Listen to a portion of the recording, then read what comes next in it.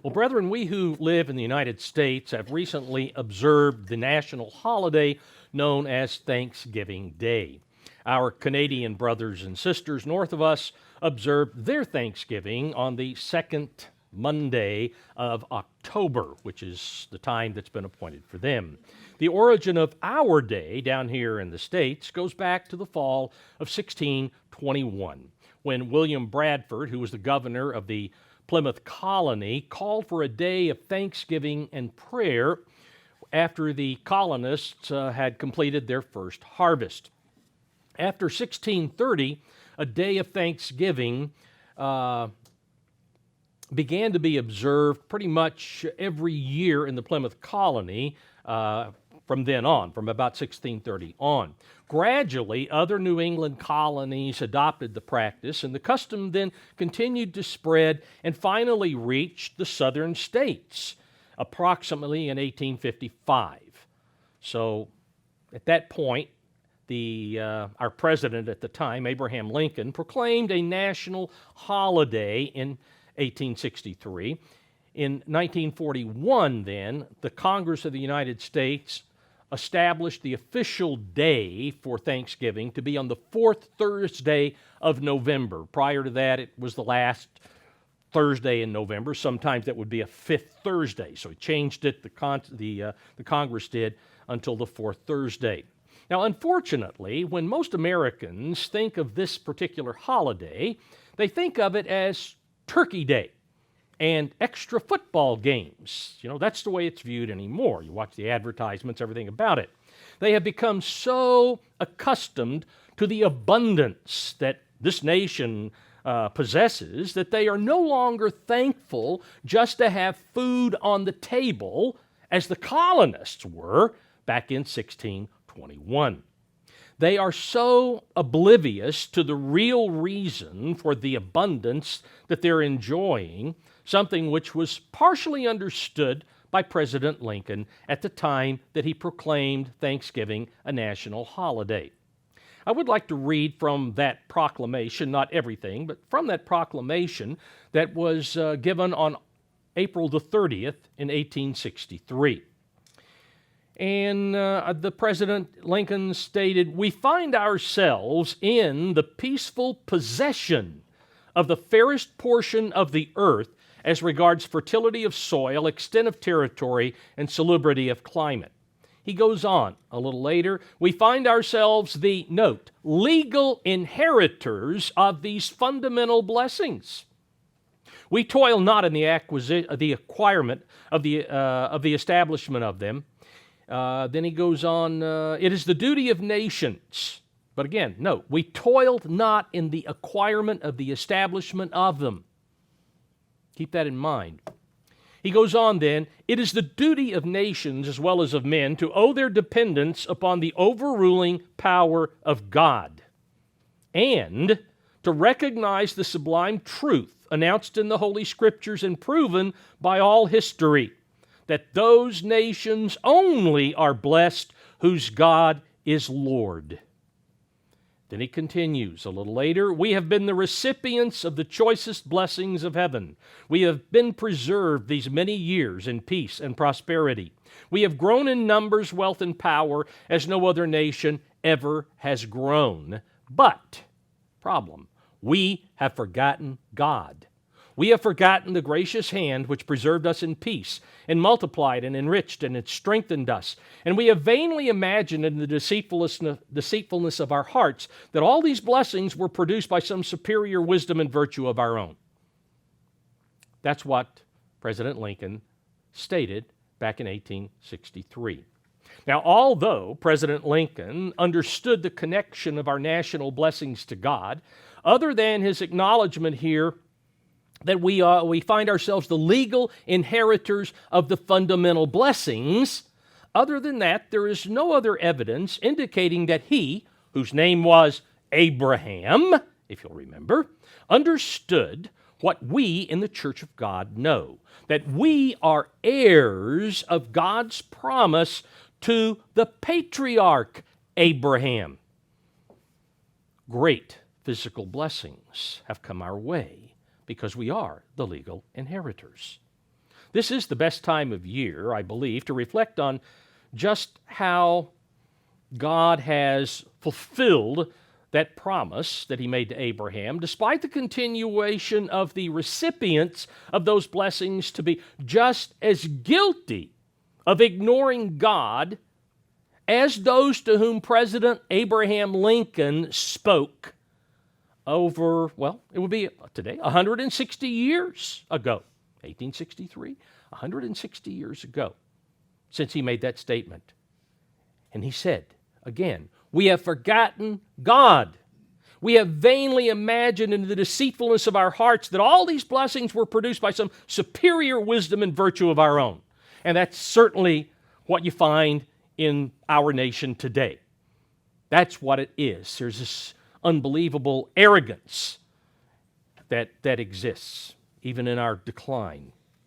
I'd like to go back to the beginning of the chain of events, back here in the book of Genesis, beginning in chapter 12, the events that eventually resulted in the greatest outpouring of blessings that has ever been experienced by any group of people in the history of mankind.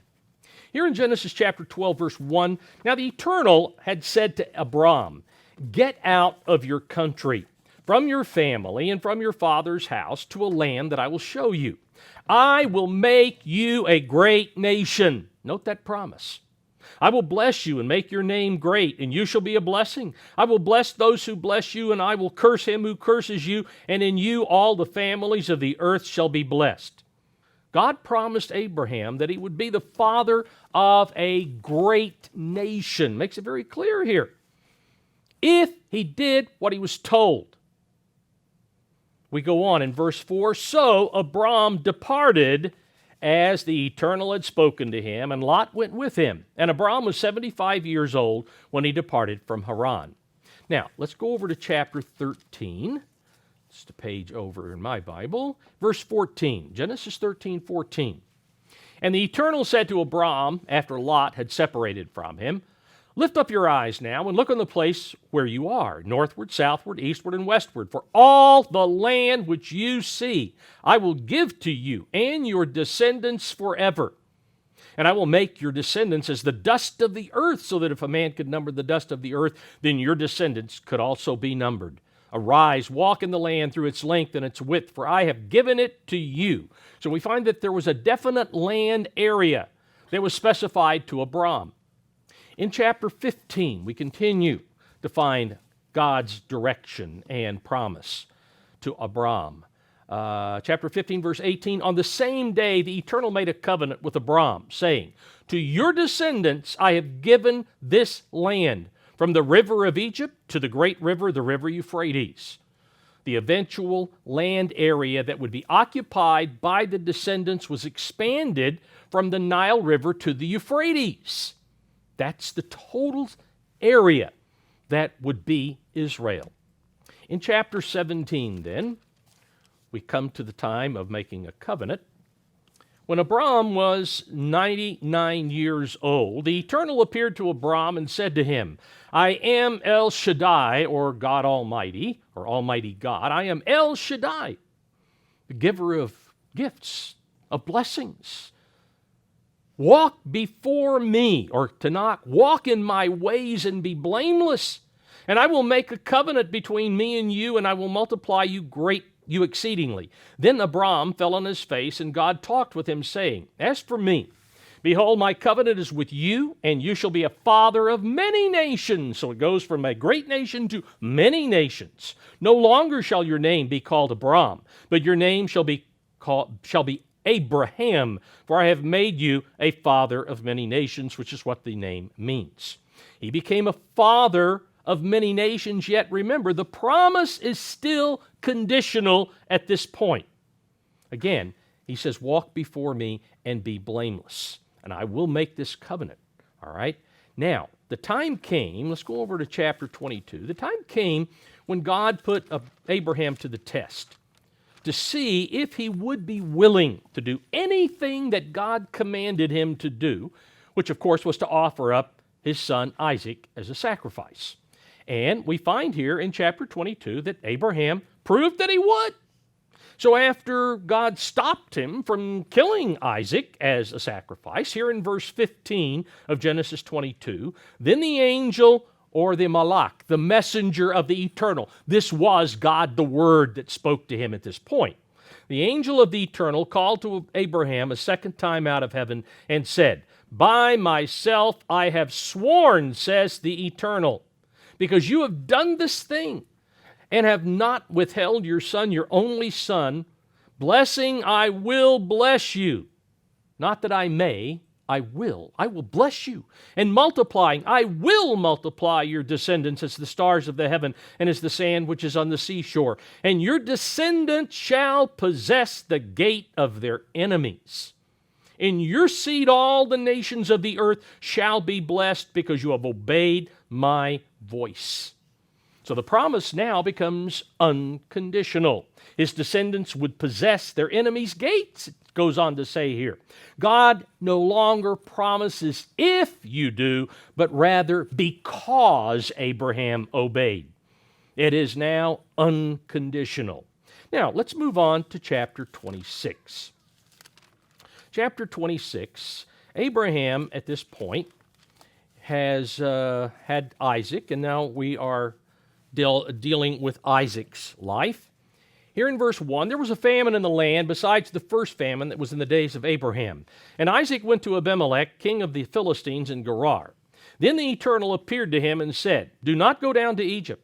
Live in the land of which I tell you. Dwell in this land, and I will be with you and bless you. For to you and your descendants I give all these lands, and I will perform, not I may, but I will perform the oath which I swore to Abraham your father. And I will make your descendants multiply as the stars of heaven. I will give to your descendants all these lands, and in your seed all the nations of the earth shall be blessed. Why? Because Abraham obeyed my voice and kept my charge, my commandments, my statutes, and my laws. Let's skip on down here to verse 24. And the Eternal appeared to him the same night and said, I am the God of your father Abraham. Do not fear, for I am with you. I will bless you and multiply your descendants for my servant Abraham's sake. So God reaffirmed the unconditional promise to Isaac. Why? Because Abraham was the key here. He did what God said. Now, prior to God's affirmation of his unconditional promise to Isaac, Esau had sold his birthright to Jacob. I think we're all familiar with that. Sometime after God's affirmation, Isaac unknowingly passed the blessings promised to him and Abraham on to Jacob. And in so doing, he confirmed the birthright that Esau had sold to his brother Jacob for a bowl of soup or stew. Note that here in chapter 27 of Genesis, verse 28. I'll read from the New Living Translation. From the dew of heaven, this is the blessing that Isaac imparted to Jacob. From the dew of heaven and the richness of the earth, may God always give you abundant harvests of grain and bountiful new wine. May many nations become your servants, and may they bow down to you. May you be the master over your brothers, and may your mother's sons bow down to you. All who curse you will be cursed, and all who bless you will be blessed. So the birthright blessings were given to Jacob by Esau. He became, not only did he have the birthright, but the blessings now were conferred directly to him. In chapter 28, let's move to chapter 28, down here in verse 10. Again, I'll read from the New Living Translation. It says, Meanwhile, Jacob left Beersheba and traveled toward Haran. At sundown, he arrived at a good place to set up camp and stopped there for the night. Jacob found a stone to rest his head against and lay down to sleep. As he slept, he dreamed of a stairway that reached from the earth up to heaven, and he saw the angels of God going up and down the stairway. At the top of the stairway stood the Eternal. And he said, I am the Eternal, the God of your grandfather Abraham, and the God of your father Isaac. The ground you are lying on belongs to you. I am giving it to you and your descendants. Your descendants will be as numerous as the dust of the earth. They will spread out in all directions, to the west and to the east and to the north and the south. And all the families of the earth will be blessed through you and your descendants. Why? Because they have spread out all through the earth. What's more, I am with you, and I will protect you wherever you go. One day, I will bring you back to this land. In other words, you're going to be gone, but I'm going to bring you back. I will not leave you. Note this, I will not leave you until I have finished giving you everything I have promised to you. Now, what does he mean here? The descendants of Jacob would go outside the land of Israel. It would be outside the land of Israel that God would fulfill the blessings of national greatness that were promised to Abraham and Isaac. Once God fulfilled his promises of what he had promised Abraham, these great blessings, he would no longer protect Jacob's descendants. He would no longer allow them to keep the blessings that he had given. He would leave them instead on their own. Although they would eventually spread out around the globe, showing that there were no bounds on how great Israel would become, all of Israel would one day all come back to that specific land that God gave to Abraham, from the Nile to the Euphrates. I will not leave you until I have finished giving you everything I promised. Now, let's move on to chapter 35. Genesis 35 and verse 9. Then God appeared to Jacob again when he came from Padan Aram and blessed him. And God said to him, "Your name is Jacob. Your name shall not be called Jacob or supplanter anymore, but Israel shall be your name." So he called his name Israel, which means to prevail with God or to prevail with the help of God. Also, God said to him, "I am El Shaddai, God Almighty. Be fruitful and multiply." And note this, "A nation and a company of nations shall proceed from you, and kings shall come from your body. The land which I gave to Abraham and Isaac I give to you, and to your descendants after you I give this land." But again, a nation and a company of nations indicates that the fulfillment of the blessings promised to Abraham would occur after the descendants of Jacob left the land of Israel and spread out in all directions around the globe. Because how do you have multiple nations, a great nation and multiple nations in the same nation? It had to go out, just as he said, into all the earth. Now, more specifics over here in chapter 48, more specifics of the rise of a nation and company of nations are revealed after Jacob joined Joseph in Egypt. Here in verse 8 of Genesis 8, "Then Israel saw Joseph's sons and said, 'Who are these?' Joseph said to his father, they are my sons, whom God has given me in this place." And he said, Jacob said, "Israel, please bring them to me, and I will bless them." Now the eyes of Israel were dim with age, so that he could not see. Then Joseph brought them near to him, and he kissed them and embraced them. And Israel said to Joseph, "I had not thought to see your face, but in fact God has also shown me your offspring." So Joseph brought them from beside his knees, and he bowed down with his face to the earth. And Joseph took them both, Ephraim with his right hand toward Israel's left hand, and Manasseh with his left hand toward Israel's right hand, and brought them near to him. Then Israel stretched out his hand and laid it on his right hand, and laid it on Ephraim's head, who was the younger, and his left hand on Manasseh's head, guiding his hands knowingly. He knew what he was doing. For Manasseh was the firstborn. And he, Israel, blessed Joseph and said, "God, before whom my fathers, Abraham and Isaac, walked, the God who has fed me all my life long to this day, the angel who has redeemed me from all evil, bless the lads. Let my name, the name Israel, be named upon them, and the name of my fathers, Abraham and Isaac, and let them grow into a multitude in the midst of the earth." Now when Joseph saw that his father laid his right hand on the head of Ephraim, it displeased him. So he took hold of his father's hand to remove it from Ephraim's head to Manasseh's head. And Joseph said to his father, "Not so, my father, for this one is the firstborn. Put your right hand on his head." But his father refused and said, "I know, my son, I know. He," that is Manasseh, shall also become a people, and he also shall be great. But truly his younger brother shall be greater than he, and his descendant shall become a multitude of nations. So he makes it very specific. Manasseh would be great nation, and Ephraim would be the company of nations. The birthright blessings were here conferred directly onto Ephraim and Manasseh, not any of the other tribes, but on Ephraim and Manasseh. They would get double portion of everything. Manasseh would become a nation, Ephraim again the multitude of nations. Now, before his death, Jacob pronounced a blessing on each one of his sons. Let's notice over here in chapter 49 of Genesis. Let's note the blessing that Jacob, or Israel, gave to Joseph. Down here in verse 22, Genesis 49:22. Joseph is a fruitful bough by a well. His branches run over the wall. What does that mean? It means the presence of the sons of Joseph would be felt throughout the world.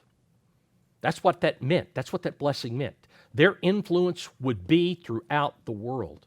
The archers have bitterly grieved him, shot at him, and hated him. Well, a lot of nations have done that. We still have that going on today. But his bow remained in strength, and the arms of his hands were made strong by the hands of the mighty God of Jacob. From there is the shepherd, the stone of Israel. By the God of your father who will help you, and by the Almighty who will bless you with blessings of heaven above, the blessings of the deep that lies beneath, blessings of the breast and of the womb.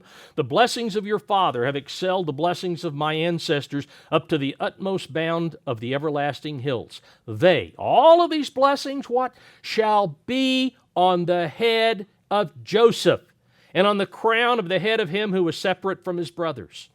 So God promised that he would protect the sons of Joseph, Ephraim and Manasseh, and make certain that they received the fullness of the blessings that were promised to Abraham, Isaac, and to Jacob.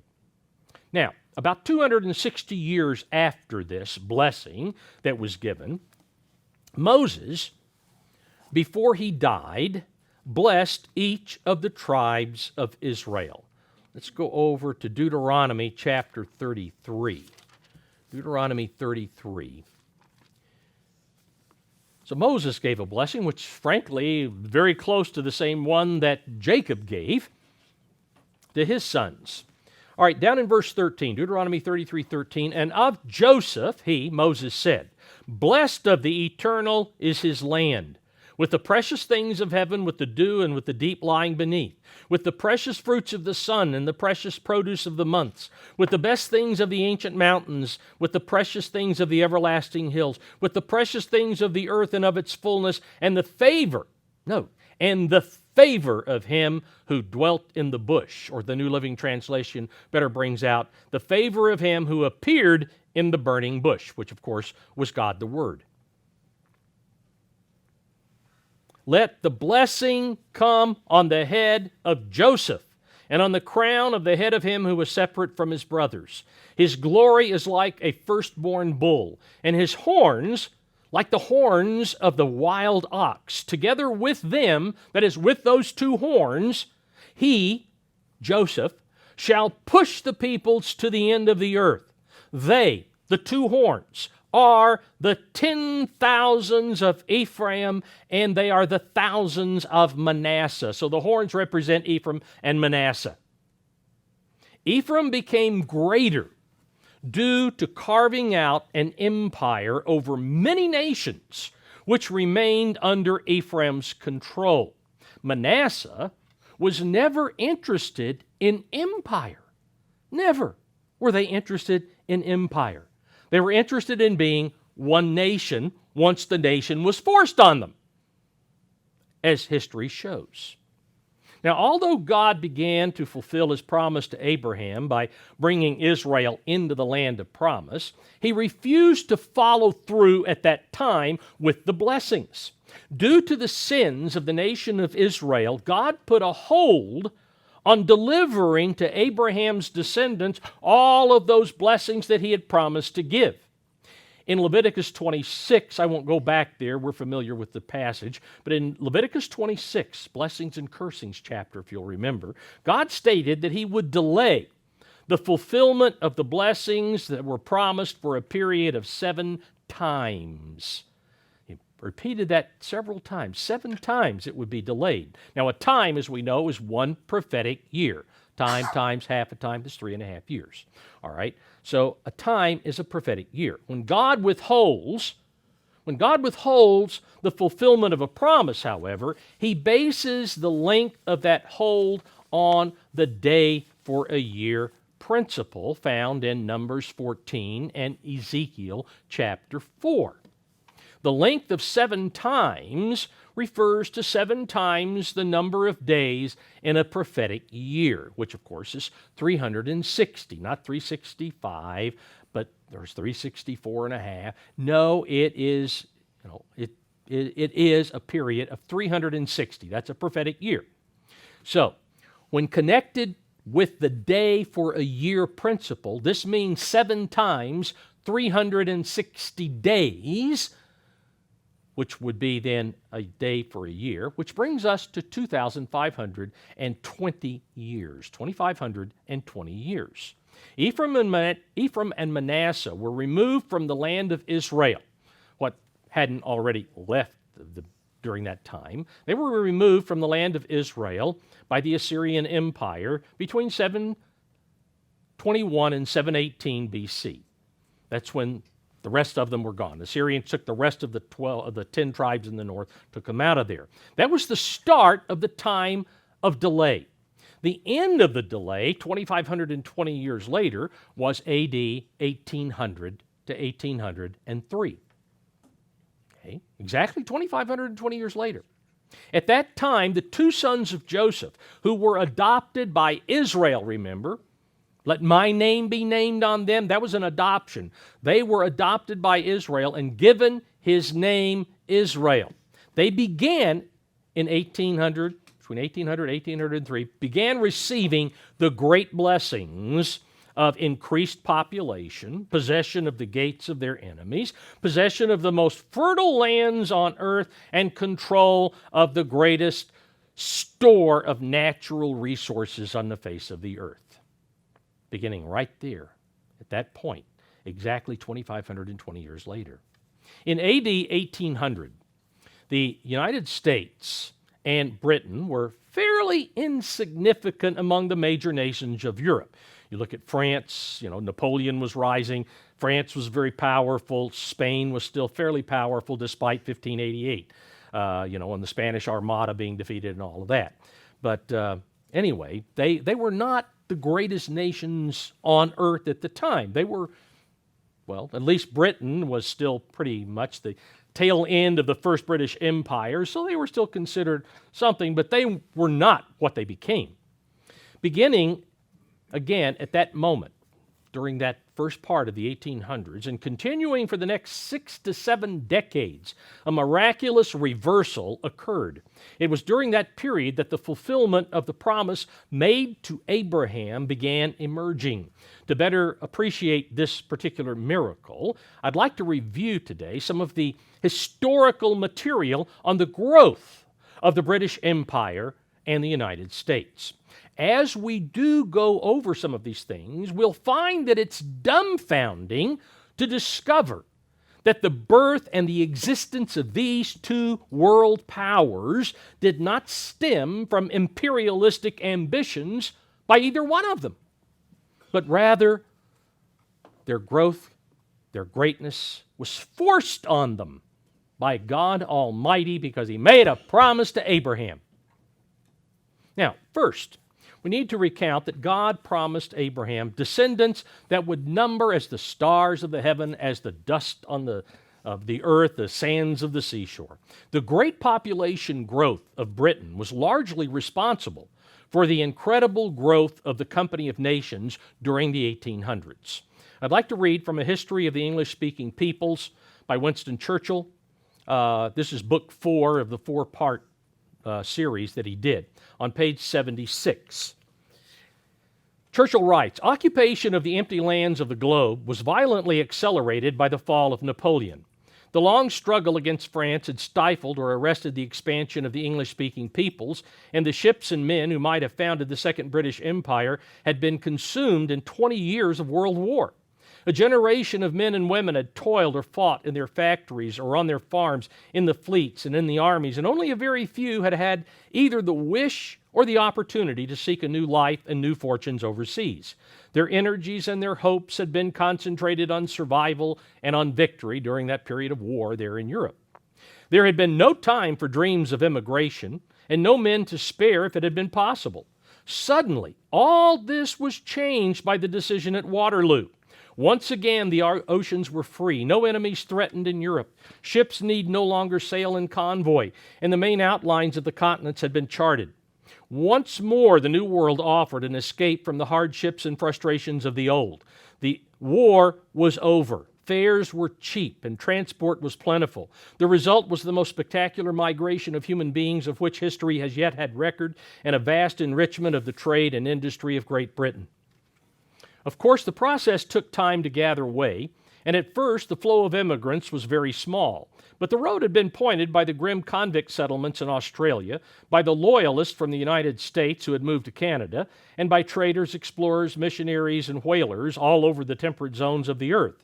News began to spread among the masses that fertile, unoccupied, and habitable lands still existed, in which white men could dwell in peace and liberty and perhaps could even better themselves. And yes, Churchill was fairly racist. Okay. The increasing population of Great Britain added to the pressure. In 1801, there was about 11 millions total population. 30 years later, it was 16 millions. And by 1871, it was 10 millions more. That is 26 million.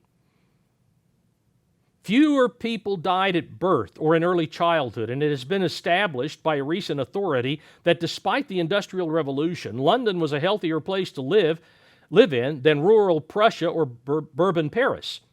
The numbers grew and the flow began. In the 1820s, 250,000 immigrants.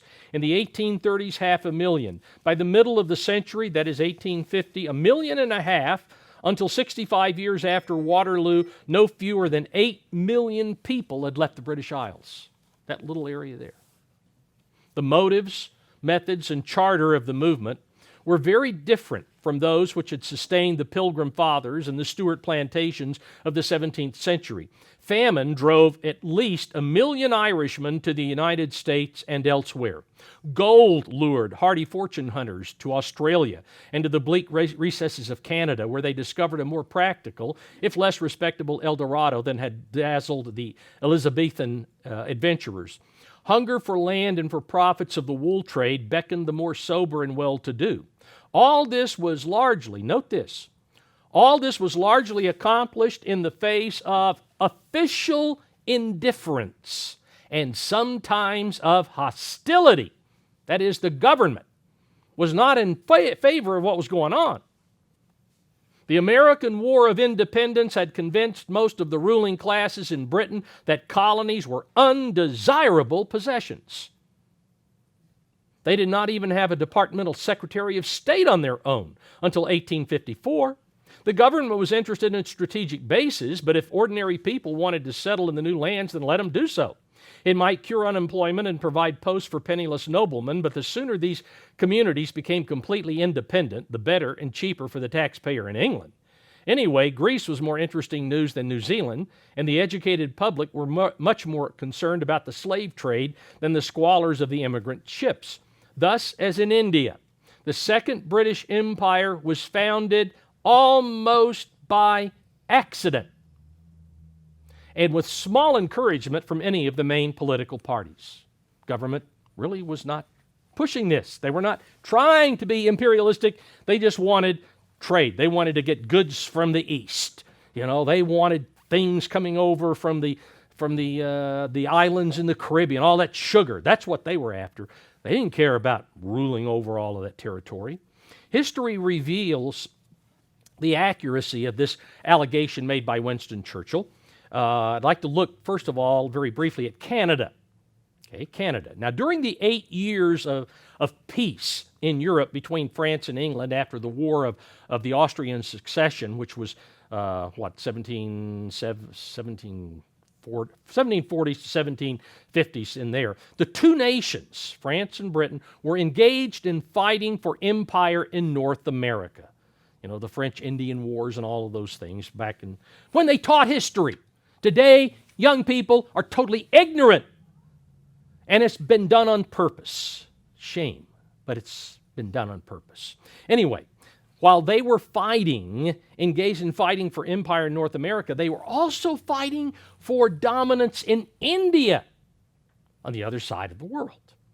Anyway, from A History of England and the British Empire by Hall and Albion, published in 1946 on page 456, says the French, during this interval between the wars, were also taking the initiative in America. During this interval of nominal peace, the British took 2 steps to protect Nova Scotia and offset the restoration of Louisbourg to the French. The first of these measures was the founding of Halifax, important major city. Halifax, British Empire, founded Halifax in 1749. Several thousand ex-soldiers and their families were settled in the vicinity of an excellent harbor, which became an important naval base. Incidentally, Halifax was the only community in America founded by direct action of the British government. Halifax, Nova Scotia. Only one. Imperialistic? I don't think so. You know, Halifax, what is it, about 250 miles due east of Bangor, Maine. That's where it is. You know, I don't want to put anybody down from Halifax, but I'm just saying, you know, it's not New York City. It's not Chicago. You know, it's not Miami. That's where it is. Anyway, continuing page 462. The 7 Years' War ended with the Treaty of Paris early in 1763. France withdrew completely from the mainland of North America. England received all of Canada, Cape Breton Island, and the rest of Nova Scotia, together with the region between the Alleghenies and the Mississippi. All that remained to France in the north were the 2 barren little islands of St. Pierre and Miquelon off Newfoundland, suitable only for drying fish. That's all the good those islands are for. In the West Indies, France ceded to England 4 islands, Grenada, St. Vincent, Dominica, and Tobago, but kept her more important sugar colonies of Guadeloupe, Martinique, and Haiti. Altogether, this meant a tremendous extension of overseas power for England and marked the height of the old empire.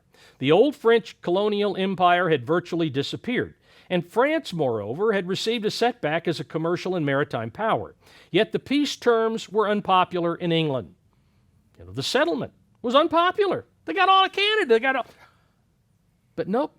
One aspect of the peace discussion reflected clearly the mercantilistic conception of colonial values. That is, the guys who ran the businesses and the importers. There were many, not a few, but many who argued it would be better to take the sugar island of Guadeloupe instead of Canada. You ever seen? It's a dot on a map compared to Canada, okay? While the latter, Canada, would cover the map red in impressive fashion, its scanty trade in beaver skins would not offset the immediate profits, and that's where it's always been. The immediate profits, even, of course, of sugar, even though it were only a dot on the map. The final decision in favor of Canada is said to have been influenced not only by the desire to remove the French menace to the 13 colonies, but also by a lobby of the powerful British planters, sugar plantation owners, of Jamaica, who did not want another sugar colony enjoying imperial privileges. They didn't want competition.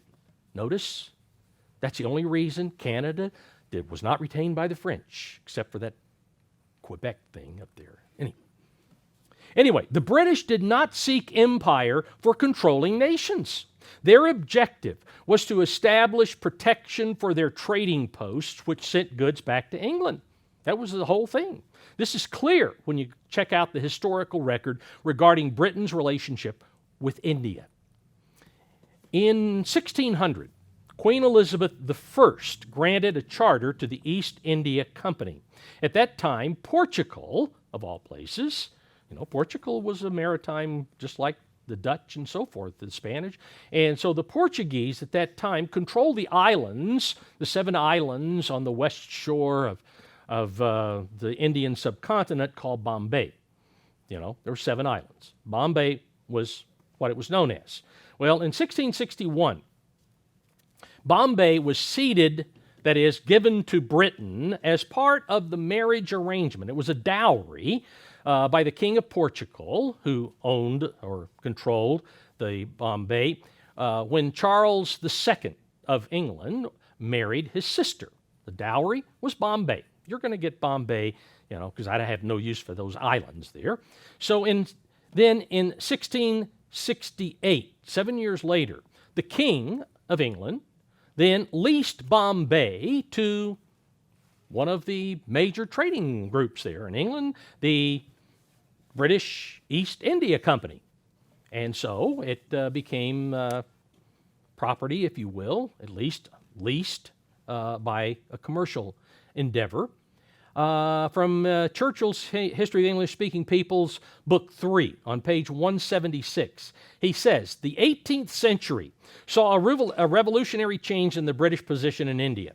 The English East India Company, founded simply as a trading venture, grew with increasing speed into a vast territorial empire. About the year 1700, probably no more than 1,500 English people dwelt in India, including wives, children, and transient seamen. 100 years later, British officials and soldiers in their thousands under a British governor-general were in control of extensive provinces. Now, in the early part of the 1700s, too, the great empire of the Mughals actually, were controlling all of the northern part of India. And the Mughals were Muslim. They were Islamic. Okay, and of course the Hindis down in the subcontinent were not happy with the Muslims trying to tell them what to do. So, but anyway, that Muslim power, the Mughals, began to fall into decay. And there were northern invaders who weakened the Muslim hold on various provinces in India. And in a very short time, the 200-year peace that had existed in that area was in chaos because the Mughals kept things under control. And so you had the Portuguese in there, you had the French in there, you had the English in there, you had all of these trading, they're wanting to get the things out of India and send them back to Europe. Anyway, Churchill goes on, hitherto, European traders in India, English, French, Portuguese, and Dutch had plied their wares in rivalry, but so long as the great Mughal ruled in Delhi, they had competed in comparative peace and safety. The English East India Company had grown into a solid affair, with a capital of over £1.25 million and an annual dividend of 9%. The population of Bombay, which Charles II had leased to the company for £10 a year in 1668, had multiplied more than sixfold and exceeded 60,000 souls. That is British. Madras, on the other coast, on the eastern side of India, founded and fortified by the British in 1639, was the chief trading center on the eastern coast. Calcutta, uninhabited till the servants of the corporation built a factory at the mouth of the Hooghly River in 1686, had become a flourishing and peaceful emporium. Bombay, Calcutta, Madras, names have changed today. They call it something else. They were all founded by the British Empire, those cities. Anyway, the acquisition of territory played little part in the thoughts and plans of either nation, that is, either France or England. And indeed, the English directors had long been reluctant to own any land or assume any responsibilities beyond the confines of their trading stations. About 1740, events forced them to change their tune. The Madras slaughtered the Nawab, or imperial governor of the Carnatic, and the 500-mile-long province, which is the 500-mile-long province on the southeastern coast. They threatened Madras and Bombay and raided the depths of Bengal. It was becoming impossible for the European traders to stand aside. They must either fight on their own or in alliance with Indian rulers or quit. The French and English resolved to stay. The Portuguese and the Dutch left. On page 183, modern generations should not mistake the character of the British expansion in India. The government was never involved as a principal in the Indian conflict. The East India Company was a trading organization. Its directors were men of business. They wanted dividends, not wars, and grudged every penny spent on troops and annexations. But the turmoil in the great subcontinent compelled them against their will and their judgment to take control of more and more territory till in the end, and almost by accident, they established an empire no less solid and certainly more peaceful than that of their Mughal predecessors. To call this process imperialistic expansion is nonsense, Churchill said, if by that it is meant the deliberate acquisition of political power. Of India, it has been well said that the British Empire was acquired in a fit of absence of mind. The only reason India was brought under British rule was to protect the native population from the British. There were abuses and injustices that the British were, putting out on the Indians. That is the East India Company people. Queen Victoria officially added India to the British Empire on November 1st in 1858. And again, when that was added, you can see very quickly. Not only did Britain and England have a massive population increase, as we saw earlier, but when you add India, now we understand why Ephraim had the 10,000s, and we find that Manasseh only has the thousands, because they had control over tens of thousands, millions at that time. Now, although protecting trade was one of the main reasons for the expansion of the British Empire, there were other more unlikely reasons, such as the story of Australia. From A History of England and the British Empire, again, on page 659, it says, within 10 years of Cook's death, his explorations bore fruit in the first colonization of Australia. This smallest of colonies, or largest of the islands, almost exactly in size to the present United States, had been visited several times previously, particularly by the Dutchman Tasman in 1642. But Holland had seen no possibility of profit in a colony there. A considerable part of Australia was desert, its northern tip reaching nearly to the equator, and the natives were perhaps the most backward on the face of the earth. The southeastern corner, however, was a promising temperate region, suitable as a white man's country. Skipping on down, in 1787, the British government took one of its few positive steps toward extending colonization in this period by establishing a penal colony there. Got to get the prisoners out of England, got to send them somewhere. For more than a century, it had been customary to commute death sentences to transportation to the colonies. The Southern American colonies had received a large number of criminals, but now that outlet was shut off after the Revolutionary War. The prisons became congested, and even the overflow prisons in old ships moored in the Thames were crowded. An experiment with transporting some of the convicts to fever-ridden Guinea coast of Africa had resulted in wholesale death. News reached England that France was preparing to send an expedition to the South Seas, possibly with colonization in mind. Botany Bay seemed to offer a chance to kill two birds with one stone. Prison congestion would be relieved, and England might secure a strategic foothold in the new region of interest. But there was no intention of establishing a normal colony of settlement. Goes on, the government continued to think of New South Wales simply as a dumping ground for criminals. That's all they wanted it for. That is, for half a century. But before the colony had been long started, a captain of the guards noticed that the land seemed suitable for sheep raising and sent back for some merino sheep, whose wool commanded a high price because of its fineness.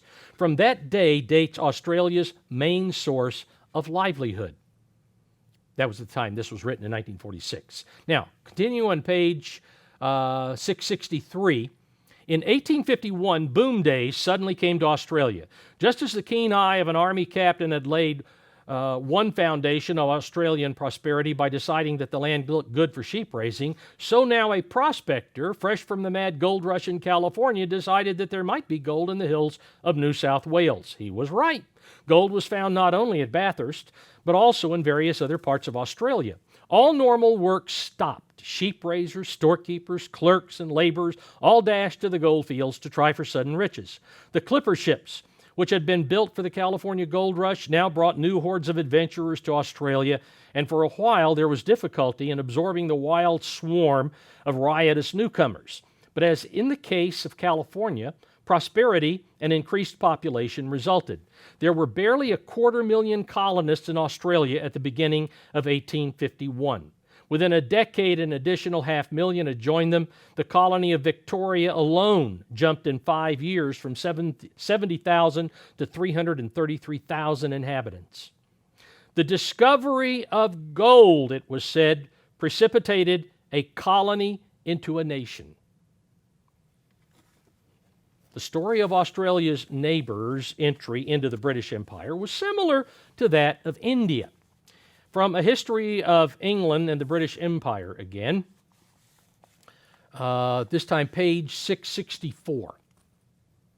By the time of the Australian gold rush, British colonization was making rapid and successful progress on the large, beautiful Twin Islands, 1,200 miles to the southeast, named by Tasman for the Dutch province Zeeland.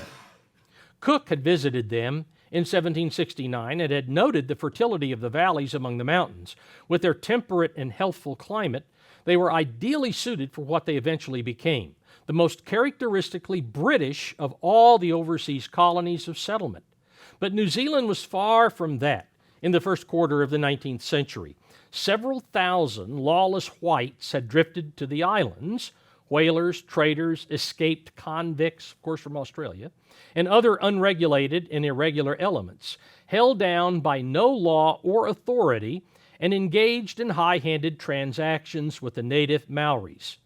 Whereas the Australian natives represented the lowest form of physical and social development, the Maoris, like the American Indians, were among the strongest and most self-reliant of the races encountered by European civilization and were well able to look out for themselves in the matter of fighting. A third group in those early days were the missionaries, who were trying to save the natives from the white man's rapacity for land and who were also working to curb the Maori taste for human flesh, because they were cannibals. Note, the home government, that is, in London, the home government long resisted the efforts to bring New Zealand under the British flag. Don't want it. Don't want it. Means more taxes. Don't want it. Originally, it goes on, the islands had been placed under the jurisdiction of the governor of New South Wales, but later England tried to free herself from even that slight implication of governmental responsibility. So New Zealand went its lawless ways until the actual planting of regular English settlers necessitated more definite control. Even then, it was to take the threat of French annexation to bring New Zealand definitely into the empire. Well, we don't want the French to have it, so we're going to go ahead and we're going to make it official. You know, it wasn't because they really wanted it, but they just didn't want the French to have it. Goes on here a little later, the missionaries had great influence with the colonial office, and they considered that the white colonization of New Zealand would seriously hamper their labors. But company or no company, it had proved impossible to prevent escaped convicts from reaching New Zealand from Australia. And Wakefield pointed out that it was better to have a settlement which could be controlled rather than one which was irresponsible. Still, the colonial office refused to sanction the enterprise, and the New Zealand Company began to do business without a charter, dispatching a ship to New Zealand to make treaties with native chiefs for the purchase of land. Thereupon, the British government, finally at long last, swung into action, sending out an officer who early in 1840 hoisted the British flag and signed a treaty with the natives, whereby Her Majesty guaranteed the Maoris full ownership of their land unless they chose to sell it. So just as in the case of India, New Zealand was added to the British Empire to what? To protect the native peoples from abuse. Because you had all these criminals leaving Australia and going to New Zealand and beating up on people and stealing whatever, and company that was organized to take the land where we'll give you 2 or 3 of these shells and beads and you give us the land. Okay? So the British government acted because of the people who lived there. You know, the original natives. Okay.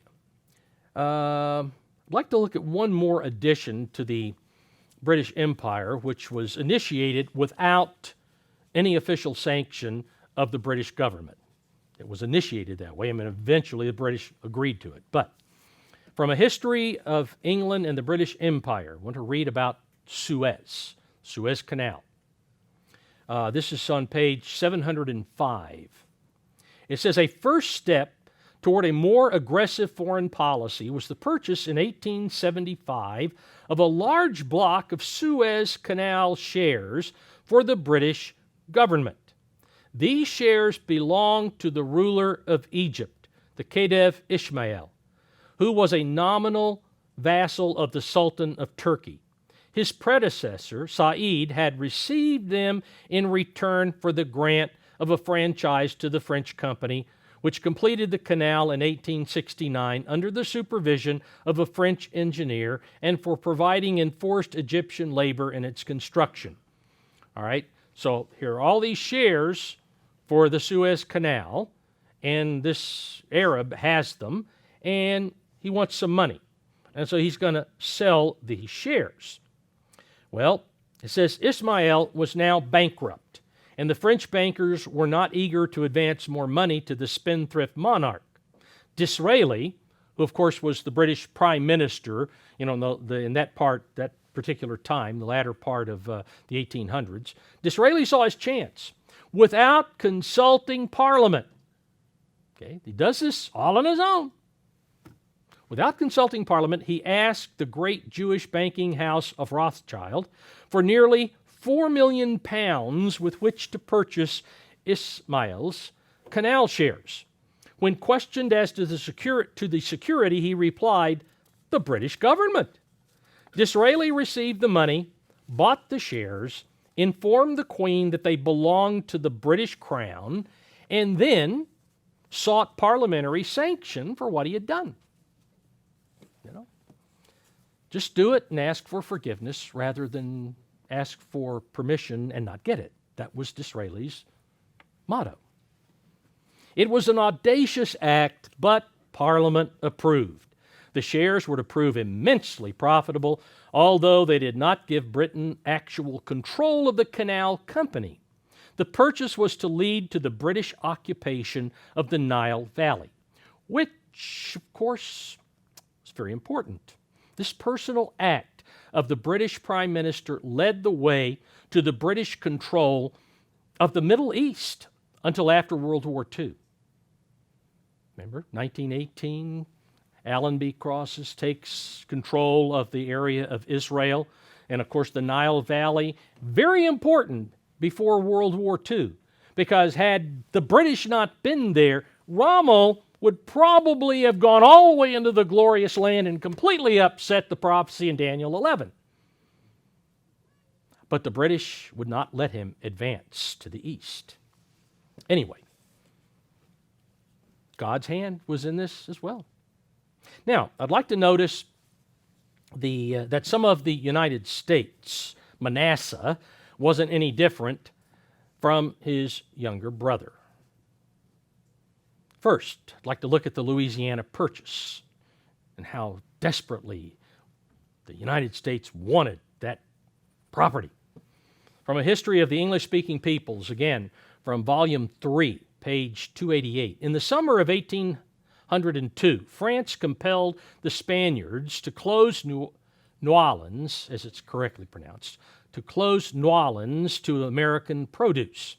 The whole West Country was ablaze with anger and alarm. Everything that was sent down the Mississippi River to go out, through the Gulf to England and to Europe and whatever, that was all closed off.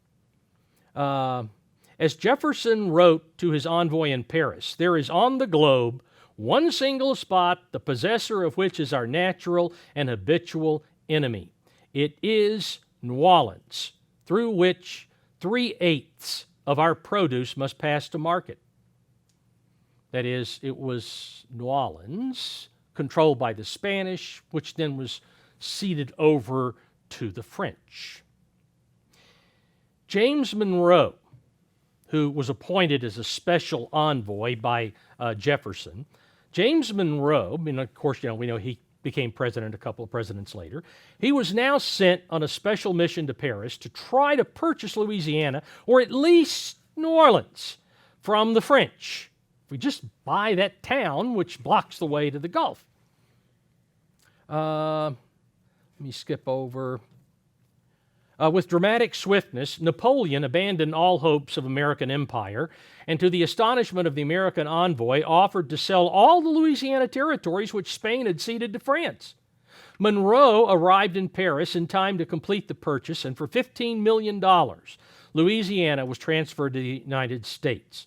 At the stroke of the pen, the United States had thus doubled its area and acquired vast lands, out of which a dozen states later arose. It was to prove the finest bargain in American history. Yet, when the news crossed the Atlantic, there was a vehement outcry. Had Napoleon the legal right to sign these lands away? Had the United States paid out an immense sum merely to acquire a faulty title deed? Moreover, there was no express power in the Constitution for the federal government to carry out such an act. But it was necessary to confirm it at once, lest Napoleon should change his mind. The Senate was called upon to ratify the cession, and Jefferson claimed that the negotiations were valid under his treaty-making powers in the Constitution. The Federalists loudly denounced the new acquisition with its high purchase price and undefined frontiers. So you still had a massive part of the government wanted nothing to do with this. They realized it would provoke an extensive shift of power in the Union and a rapid growth of the agricultural interests of the West. Now you're seeing why. But all the influence and pressure of the eastern seaboard, where so much, of industry was located, and of course you had all of the farms on the East Coast through the Carolinas and Virginia, now you're opening up the West. That means there's more competition again. And it's all about, who's going to make the profit? Who's going to get profit from this? Anyway, but all influence and pressure of the eastern seaboard marshaled in vain. In December 1803, the American flag was raised upon the government buildings of New Orleans, and the United States entered upon the possession of 900,000 square miles of new territory. So it was bought by the signature and the movement of gold to France. That's how we ended up with it. Now, regardless of the land costing only 4 cents per acre, much of the country at that time was against the purchase, proving again that the United States was not seeking to be a great nation. Simply wasn't. But let's move on. Texas and California. After Santa Anna surrendered his Mexican army to Sam Houston, Texans organized themselves into a republic. It's the Republic of Texas. And they elected good old Sam Houston as president. So Sam was first president of the Republic of Texas. Now this would have been an ideal time for the very young United States, it's already acquired Louisiana Purchase, to seek Texas no, we don't want you to be a republic. We want you to be one of the states of the country. We want you to be part of us. You would think that would be the case. If the U.S. was really, truly seeking greatness, they would really want Texas. However, this was simply not the case again. In History of the English-Speaking Peoples, volume 4, page 111, Churchill writes, "For the next 10 years, the question of the admission of Texas as a state of the Union was a burning issue in American politics. As each new state demanded entry into the Union, so the feeling for and against slavery ran higher. The great American abolitionist journalist William Lloyd Garrison, note this, probably you don't remember this from history, because I didn't remember it from history, called for a secession of the northern states. The northern states were going to secede from the Union before the southern states did. Okay? He called for a secession of the northern states if the slave state of Texas was admitted to the Union.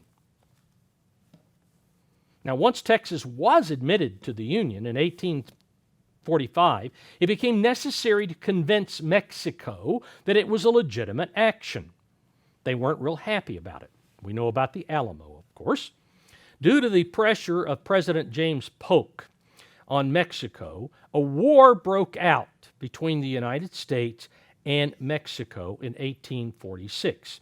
It ended when Mexico sued for peace after Mexico City fell to American forces in September of 1847. Remember the American War with Mexico? And the generals that went down and plowed down through Mexico and took Mexico City. About half of them were the ones who became the generals on the north side, and other half generals on the south side of the Civil War. They were fighting together against Mexico and fought against each other in the Civil War. Anyway, the terms of the treaty then that came out of the fall of Mexico required Mexico to recognize Texas as well as cede California, Arizona, the territories of Arizona, California, and New Mexico to the United States. This set the stage for the population explosion of California. Continuing on page 112, the immediate gains were enormous. While the commissioners were actually debating the treaty with Mexico, an American laborer in California discovered the first nugget of gold in that region. The whole economy of a sleepy Mexican province with its age-old Spanish culture was suddenly overwhelmed by a mad rush for gold. In 1850, the population of California was about 82,000. In 2 years, the figure had risen to 207,000. 2 years. Almost tripled because of people coming to get rich. It's either to get rich because you don't have anything, or you're already rich and you want to make sure nobody else gets it. Now, that's kind of the history of how we got various territories in the United States. I mean, the opposition was there. What about Alaska? Tsar Alexander II, who was not interested at all in Russia-America due to many internal problems that he was experiencing in Russia itself, he made a deal to sell Alaska in 1867 for the whopping amount of $7,200,000. Unbelievable. What a ripoff, right? That's less than 2 cents an acre. But let's face it, it's mountains, it's snow. And that purchase added 1/5 the area of the U.S. mainland to the possessions of the United States. Yet Americans thought that the price was way too high, especially because you're buying an iceberg. That's all that is up there is an iceberg. They called it Seward's Folly. Seward, of course, he was the one that took care of the signatures and all. He was the Secretary of State at that time. But how foolish to spend that money for that kind of territory. You can't grow crops up there. Oranges won't grow. Avocados won't grow. What in the world can we do? And there's only a certain part of the year when you can go out and trap. The rest of the time, it's so cold you don't want to do anything. Well, that was the way it was viewed. People didn't want it, but government made the choice to do it. Canada, India, Australia, New Zealand, Suez, Louisiana Purchase, Texas, California, Alaska. We didn't even go into South Africa, and dozens of other sea gates. All of that was acquired in less than 100 years. In less than 1 century, it was all acquired. As we have seen, were acquired, as Churchill stated, in a fit of absence of mind. Or, again, he also stated, almost by accident. He could see. And again, a lot of what I've read is things that he, but others also. And the other book was not his. Neither the nation nor the company of nations was sought by or configured by human governments. It was just the opposite. Yet it wasn't by accident that the United States and the British Commonwealth came to be the greatest nation and company of nations the world has ever seen. It was by the hand of God, the fulfillment of the promise that was made to a man not quite 4,000 years ago, to Abraham. Now, just as God was, as we've seen, very true to his word about fulfilling the blessings that he promised to Abraham and his descendants prior to the close of the age, so is he now being true to another promise that he made to the descendants of Abraham through Moses. Back in Deuteronomy chapter 8. Deuteronomy chapter 8. Let's go down here to verse 18. And of course, remember Deuteronomy, Moses, this is one long discourse that he gave just before he left the group, went up into Mount Nebo and died. You know, he was taken away from them. This is his final statement. And this is early on, but he says, and you, verse 18, you shall remember the eternal your God, for it is he who gives you power to get wealth, that he may establish his covenant which he swore to your fathers, that is, Abraham, Isaac, and Jacob, as it is this day. Then it shall be, if you, by any means, that is, you get those blessings that were promised, if you by any means forget the eternal your God and follow other gods and serve them and worship them, I testify against you this day that you shall surely perish. As the nations which the Eternal destroys before you, so you shall perish, because you would not be obedient to the voice of the Eternal your God. This promise was first fulfilled when God used the Assyrian Empire to remove the northern kingdom from the land of Israel, to which, as Hosea brings out, they have never returned. Not prophesied to return until after the return of Jesus Christ, but the northern kingdom taken out. And so they perished. They have still perished. They're still in exile. We are now witnessing around us today, we've been witnessing this for some time, the fulfillment, the second fulfillment of what Moses said here, which again is well underway. And it will climax when the United States and what remains of the British Empire come under full control of the beast. Neither of them will ever rise again. They will perish forever. The descendants of Ephraim and Manasseh, who survived the end-time plagues that are prophesied to be poured out, the wrath of God, on all the world, those who survive will be gathered together after Christ returns, and they will be planted in their respective tribal areas in the millennial land of Israel, where they will finally inherit the absolute fullness of the blessings promised to Abraham.